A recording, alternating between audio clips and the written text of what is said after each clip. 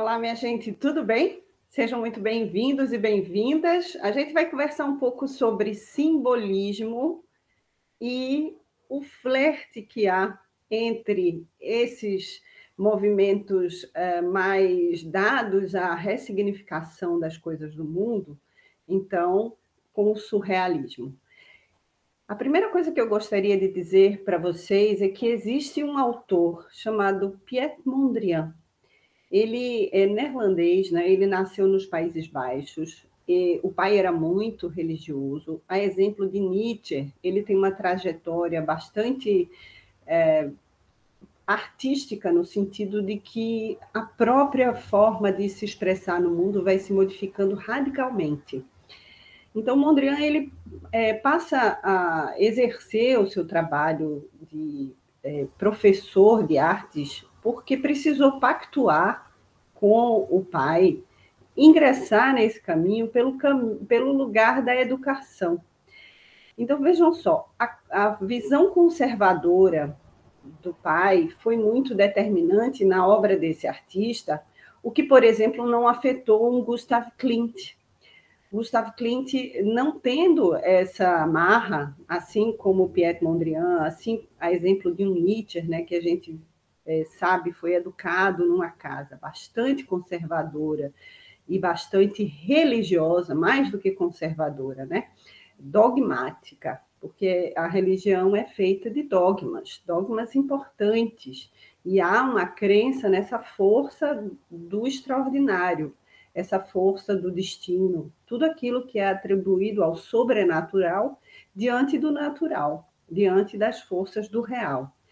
Então, o Piet Mondrian ele vai fazer uma trajetória bastante modificada em determinado ponto da sua vida.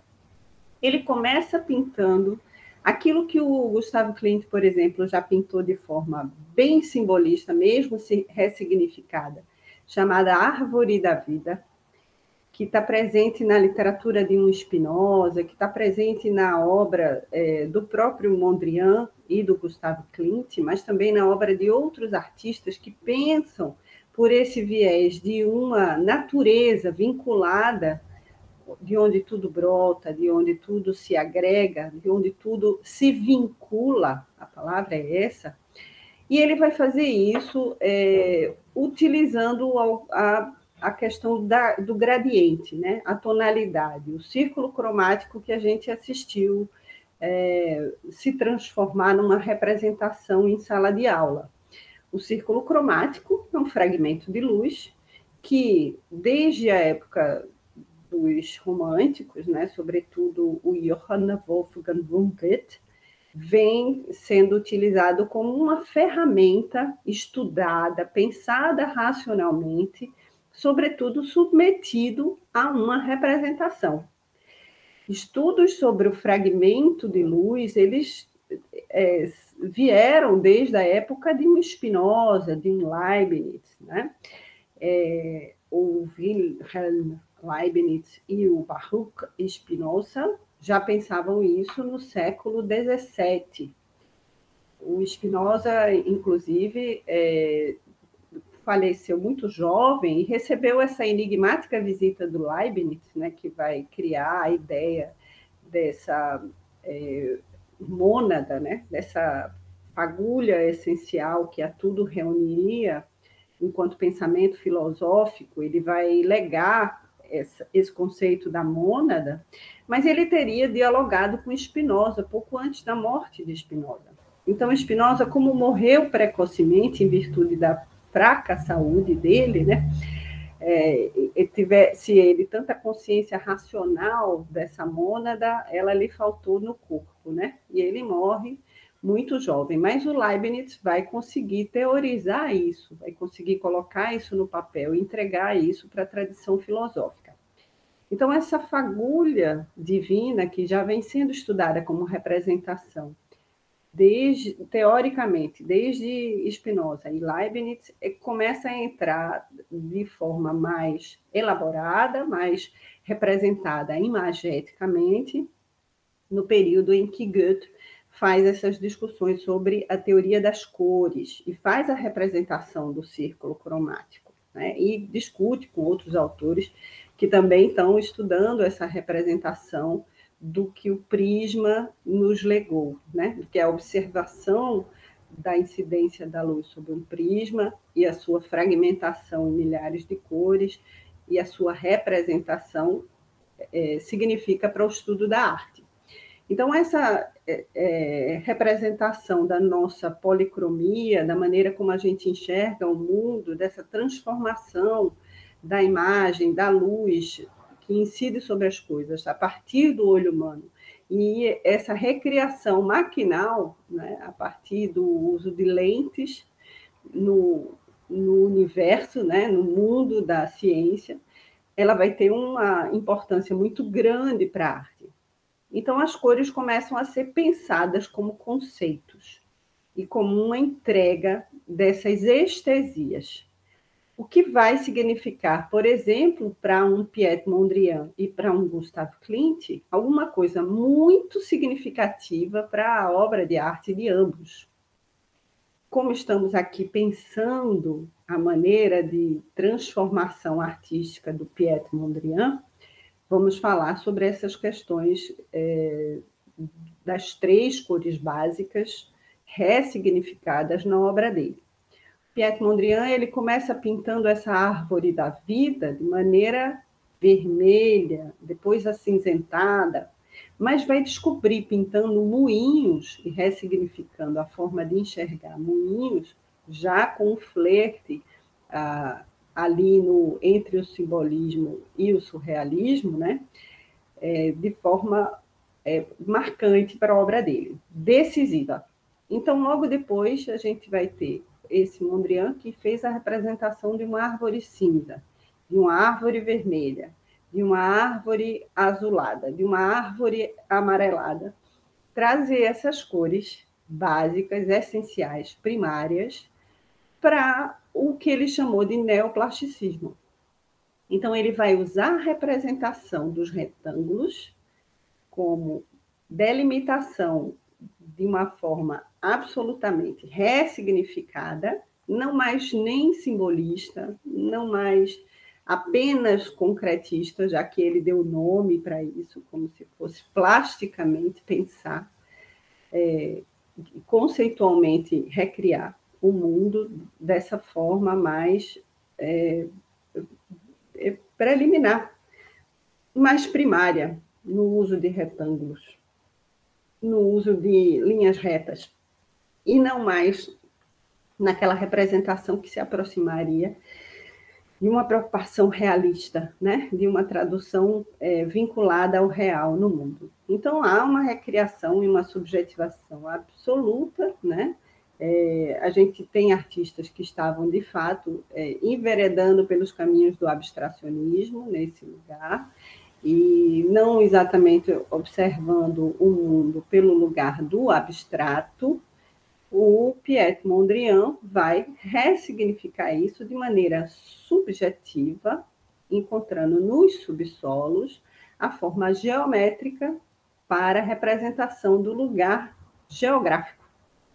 Então, a gente pode observar que há uma entrega dessa nova fase, a chamada fase neoplasticista, pelas palavras que ele emprega ao seu manifesto, pela maneira como ele se coloca diante da liberdade de representação do mundo, e religiosamente, novamente, dogmaticamente, pensando isso por um princípio de inclusão, por um princípio de irmandade, por um princípio de respeito, por um princípio de não ser invasivo à possibilidade dos outros. Então, ele vai criar o seu movimento mesmo, chamado neoplasticismo, vai representar o mundo por esses retângulos coloridos, com as cores primárias, e pensando isso, vai se tornar uma presença, inclusive, na cultura pop, na música, na moda,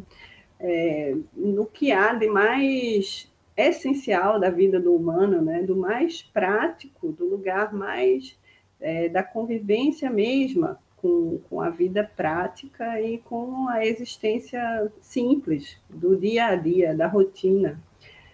Então, o Piet Mondrian vai, de fato, migrar de um universo mais recuado, né, mais inacessível, para um lugar bastante acessível da arte, com essa transformação, com essa mutação, eu diria, de sua arte simbolista, flertando ali com um certo subsolo, um certo surrealismo, até chegar nessa condição de uma arte neoplasticista. Então, o que é bacana de observar é que estão ali dialogando no mesmo período histórico, numa mesma fase da história da arte, Piet Mondrian, Gustav Klimt e Van Gogh. Van Gogh, que a gente toma de fato por um surrealismo, também é tido por muitos teóricos, por muita gente que estuda as obras de arte, e estuda a teoria da arte, pela sua maneira simbolista também, pela sua verve de simbolizar culturalmente, né, a existência de todas as coisas do mundo. E não apenas seminalmente irmanado às suas sensações, trazer isso para o universo desvinculado do subsolo. Para mim, bastante diferente entender um Van Gogh simbolista do que um Van Gogh surrealista. Entendo eu que o fato do Van Gogh estar com as suas inquietações e suas perturbações artísticas muito afloradas, muito irmanadas com uma liberdade, digamos assim, da psique equilibrada e racionalista, diferente de uma Frida Kahlo, ele estaria mais vinculado, mais vulnerável ao símbolo, aos símbolos, às emanescências do mundo e, diferentemente de um Mondrian, né, menos possível de acessar a sua psique racional ou surreal, né, do subsolo de uma racionalidade. Eu acho que é uma questão para se refletir bastante sobre ela, não significa que não enxergue o surrealismo e Van Gogh, mas vejo essa irmanação ao símbolo, sobretudo se a gente observá-lo à luz da obra de Gustav Klimt, para mim, uma representação máxima desse simbolismo, né? Inclusive, quando Gustav Klimt faz a Árvore da Vida, e o Van Gogh faz A Noite Estrelada, para mim, eles estão representando aí essa proporção áurea, né?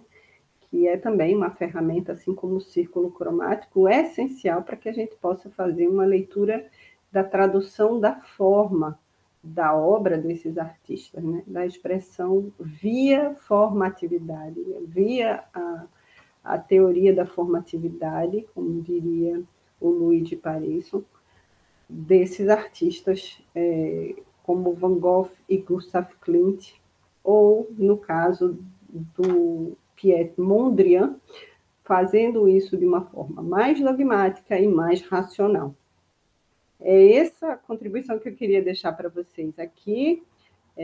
Queria dizer que estou bastante assim, inteiramente gratificada com o esforço de vocês em relação a essas leituras que a gente vem fazendo dos movimentos artísticos, da presença de vocês aqui no canal, e espero mais comentários, mais perguntas, mais envolvimento crítico e opiniões em relação ao que a gente vem construindo de pensamento dessa teoria da arte, certo? Então, fica aqui meu grande abraço para que a gente possa rever essas imagens nos nossos livros, sobretudo o nosso generoso livro didático, e que a gente possa, então, dialogar aqui pelo canal sobre essas reflexões que falam, que trazem, né, um reolhar, uma maneira de rever e reencontrar esses artistas e os seus movimentos, as suas irmanações enquanto representantes de movimentos artísticos.